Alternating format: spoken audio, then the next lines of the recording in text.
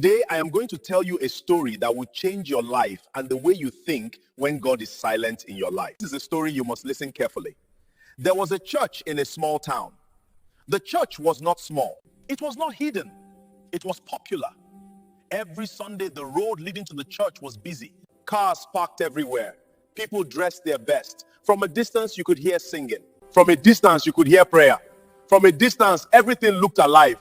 Inside the church, the atmosphere was always charged. The choir sang powerfully. The prayers were long. People lifted their hands. People shouted amen. People said, God is in this place. And maybe he was, but something was missing. Not on the altar, not in the sound, but in the heart. Many people came carrying heavy loads, but they learned how to hide them. They learned when to smile. They learned when to shout. They learned which words to say. They learned how to look spiritual. Some came because they loved God. Some came because church had become routine. Some came because church was the only place they still felt safe. A woman sat on the third row every Sunday. She always smiled. People admired her faith. But every night she cried alone. Her home was breaking. Her marriage was tired, and nobody knew. A man sat near the aisle. He prayed louder than most. People respected him, but deep inside, he was angry at God. He felt cheated by life. He felt God had not kept his promises, but he never said it out loud. A young man sat at the back, always quiet, always respectful, serving in church activities, but living another life outside. Church life on Sunday, secret life during the week. And nobody suspected him because he was active, busy, but tired. The pastor watched the people every week. He preached, he prayed, he encouraged, but something troubled his heart. People were responding, but not changing. They were hearing messages, but avoiding truth. They loved noise, but feared silence. One week, the pastor announced a prayer meeting. Nothing special, no big banner. He only said one sentence. Come as you are, come and be honest with God. Some people ignored it, but many still came. The night of the prayer meeting arrived, but something was different. There were no instruments. The night of the prayer meeting arrived. People sat quietly, confused, waiting. The night of the prayer meeting arrived. The pastor stood at the altar. He looked at the people for a long time. He did not rush. He did not speak immediately. Then he said something strange, something unexpected. Tonight, God will not shout. Tonight, God will not rush. Tonight, God will answer us with silence. People looked at each other. Some frowned. Some shifted in their seats. Some felt uncomfortable. Silence was not what they came for. They came for prayer. They came for action. They came for answers. The pastor asked them to close their eyes. He asked them to pray silently. No microphone, no leading prayer. Just silence. At first, nothing happened. People waited. Some counted time. Some opened their eyes. But slowly, the silence began to work because silence removes distraction. Silence removes performance. Silence leaves you alone with yourself. And that was when the mirror appeared. Not on the wall, but in the heart. The silence did not come suddenly. It came slowly. At first, people were just quiet. They were waiting for instructions. They were waiting for the pastor to lead a prayer. And they were waiting for something familiar. But nothing familiar happened. The pastor said nothing. He stood still. The silence stretched.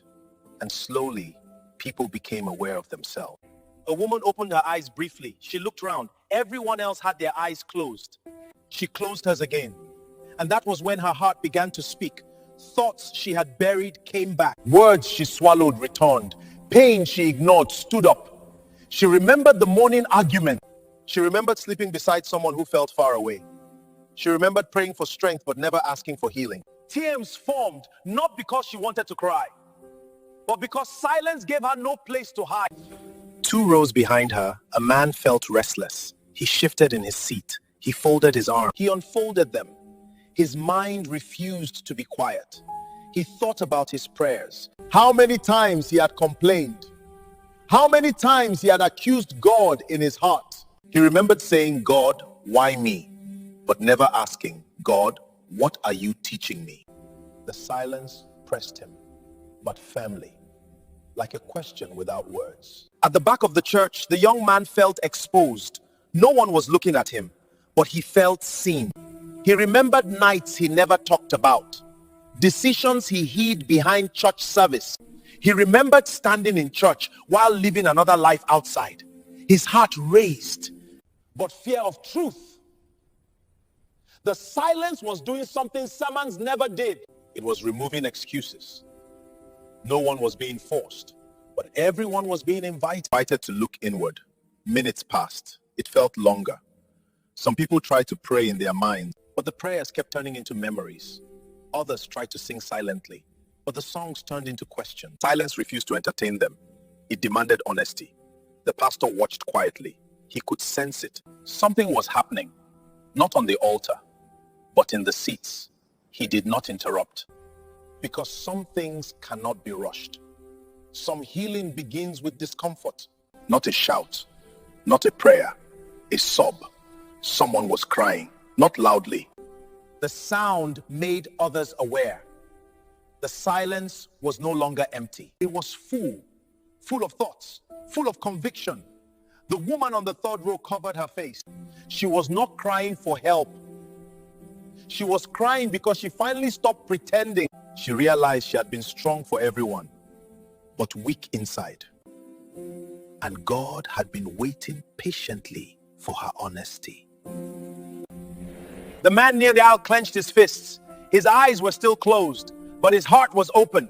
He remembered moments he could have obeyed, moments he chose pride instead. He realized God was not punishing him, and correction hurts more than punishment. The young man felt tears on his cheeks. He had not planned to cry, but truth has a way of breaking walls. He whispered inside his heart, "God, I am tired of running." The silence heard him. No one moved, but something was breaking. Not in the building, in the soul. The pastor finally spoke, but only one sentence. He said softly, "Do not be afraid of what God is showing you." That sentence landed gently, like permission. And that was when the silence became heavier, because now people knew this was not accidental. This was intentional. God was present, and he was speaking without words. And that was only the beginning. The silence was no longer empty. It was alive. It was moving through the church. It was touching each person differently. Some felt fear. Some felt sorrow. Some felt relief. God, I have been pretending. She did not speak out loud. She did not need to. The silence already knew. A man near the window remembered his anger. He had prayed for years for God to change situations, but he had refused to change himself. The silence asked him nothing. It only reminded him of humility, reminded him that excuses could no longer hide him. A young man in the back row felt panic. He had always been respected in church. He had always appeared faithful, but inside, he knew the truth. He knew the lies. He knew the choices no one else could see. He tried to focus on prayer, but the silence would not allow it. It revealed him, not publicly, not for others, but for himself. A few minutes later, a soft sob broke out. Then another. Not from everyone, but enough. Enough to make the building feel different. Not louder, not heavier, but real. He did not comfort them. He did not need to. The silence was doing what he could not do in words. It was opening hearts. It was preparing souls. It was softening hardened places. Her lips trembled. Her hands covered her face. Her mind raised. She whispered, "Lord, I am tired of being strong for everyone else." Tears fell quietly, but they were heavy with truth. The man by the window lowered his head. His throat tightened. He remembered moments of pride, moments he blamed others, moments he blamed God. And he said quietly, "God, help me to be honest." The young man at the back folded his hands. He whispered the truth for the first time in years. God, I am living a lie. I do not know who I am anymore. The silence heard. It was a holy wait, a necessary wait, because sometimes honesty must feel heavy. The pastor finally spoke, not loudly, not dramatically, just one sentence. Tonight, God is not punishing. He is revealing. That sentence was like a window opening. People realized something. This was not about shame. This was not about fear. This was about reflection. This was about truth. One by one, people began to stand. Some to pray aloud, some to kneel silently, some to whisper inside their hearts. One woman said softly, God, I am tired of lying to myself. A man muttered, God, change me, not my neighbor. It allowed them to meet themselves. It allowed them to confront what they had hidden. The church felt different, not louder, not full of noise, not dramatic, but alive in a way no shout could make it. The pastor looked around. He saw faces changed. Not perfect, not healed completely, but awake. The kind of awake that comes from looking in the mirror. And the mirror had begun to work. The silence grew heavier. It was not oppressive. It was gentle, yet undeniable. Everyone could feel it pressing in, not forcing them, not threatening them, just asking one question. Who are you really? Her voice shook as she whispered, Pastor, I have been pretending. I smile in church, I greet people, I give advice, but at home I scream, I curse silently. I have not been honest with God or myself. The church was still, not a sound, not even a cough. The weight of her words filled the space. I have blamed God for my failures.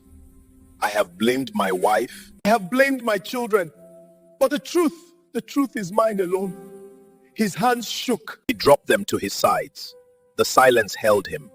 The young man at the back could no longer hide. I have been living a lie. I pretend to be righteous.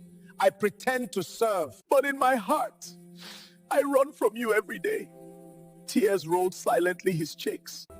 No one mocked him. No one judged him. The pastor remained still. His eyes scanned the congregation. He knew this was happening exactly as God intended. This was not drama. This was not performance. This was the power of truth meeting unprepared hearts. The woman in the middle row knelt completely. Her sobs were quiet. Her confession had no audience. But the weight of God's presence felt heavy on her shoulders. She whispered, Lord, if you do not forgive me, forgive my pride. If you do not heal me, heal my honesty. The man near the front sat down slowly. He buried his face in his hands. He muttered softly, I will start with honesty. I cannot fix everything, but I can be honest. The young man at the back remained kneeling.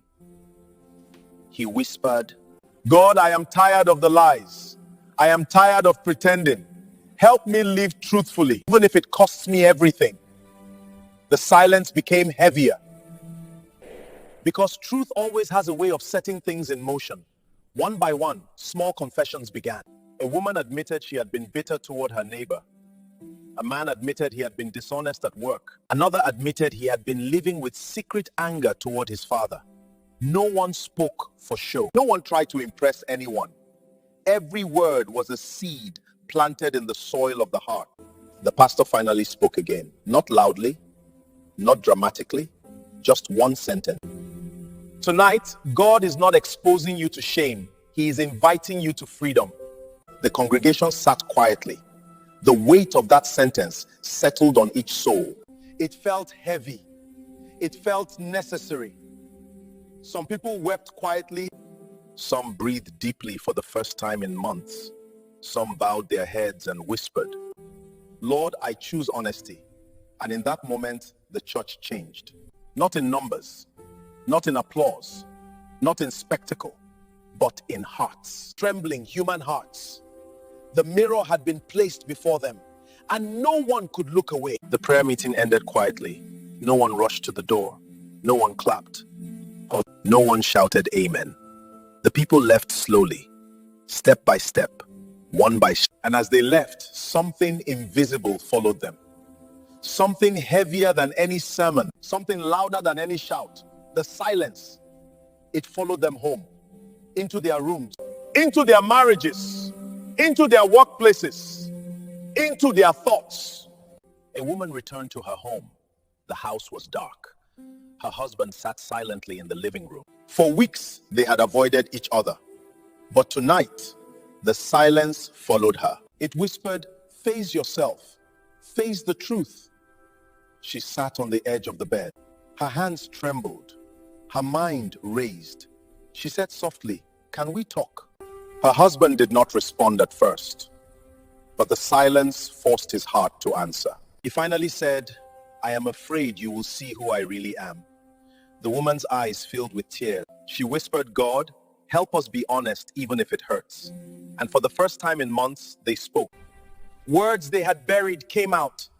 Tears they had swallowed fell freely. The silence had followed them to the bedroom, and it demanded honesty. Across town, a man entered his home. He was angry. He complained about the church. He said, "The pastor made it too quiet. The service was uncomfortable. Nothing happened." But when he sat alone, the silence found him. It whispered, "Look at yourself." He remembered the prayers he prayed without obeying. He remembered blaming God for every failure. He remembered taking credit for every success.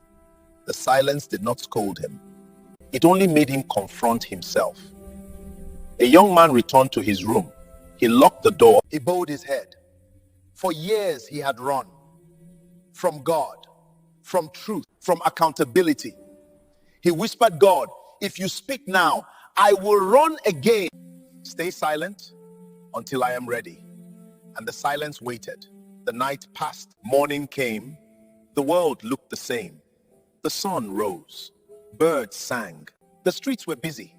But inside the hearts of those who had faced the silence, nothing was the same. A man returned money he had taken. A woman forgave what she had held for years. A youth stopped hiding behind activity and started living truth. These were quiet miracles. No one noticed them immediately. No one wrote them down, but heaven noticed. The silence had done its work. It had followed them home. It had confronted them in private. The church looked the same the following Sunday. Same seats, same walls, same roof. But everything inside had changed. Not because people were louder, not because the songs were stronger, not because the pastor spoke longer, but because hearts had been confronted. The mirror had done its work. People no longer came only to be seen. They came to meet themselves. So, the woman who had cried now greeted her husband differently. She spoke honestly, not just politely. She asked, listened, and forgave. Her home felt lighter.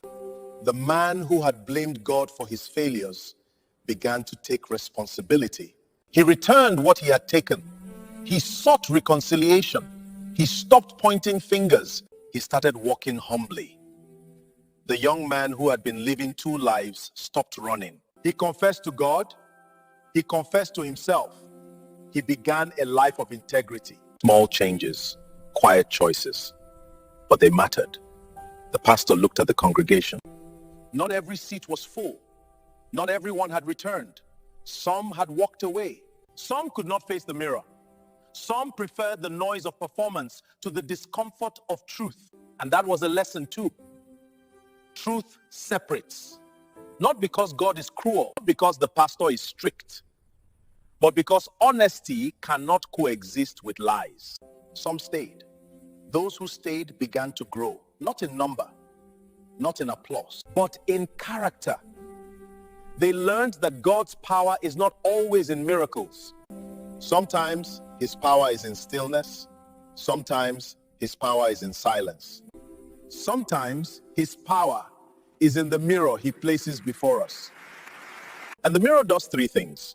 It reveals pride, it exposes dishonesty, it demands change. The lesson became clear. Excitement attracts crowds. Truth builds lives. Noise may entertain. Silence transforms. The pastor spoke finally. God is not always loud. Noise may entertain. God is not always visible. God does not always act the way we expect, but God is always present. And when he is silent, it is not absence, it is preparation. It is correction. It is an invitation to meet yourself honestly. Not everyone would change, but those who chose to face the mirror would never be the same again. They had learned patience. They had learned humility. They had learned that the real church is not a building. It is not a crowd. It is not performance. The real church is the heart willing to be changed. And for the first time, the silence felt like hope, because those who obey it, who embrace it, find life. Those who ignore it, who avoid it, lose the chance to grow. The mirror remained, not on the wall, not on the altar, but in each heart. And the message was clear. God values honesty over performance. Silence often carries more truth than words. Miracles are not always in what we see, but in what we become. Excitement may draw crowds, but transformation draws life. Facing the mirror is hard, but it leads to freedom. Change begins with one choice: to be honest with God, with yourself, and with others. And in that quiet, deep, heavy moment, the church learned the greatest lesson of all. Transformation is not loud. It is silent. It is real. And anyone who meets the mirror cannot remain the same. God bless you for listening. May your life not remain the same. Subscribe for more videos.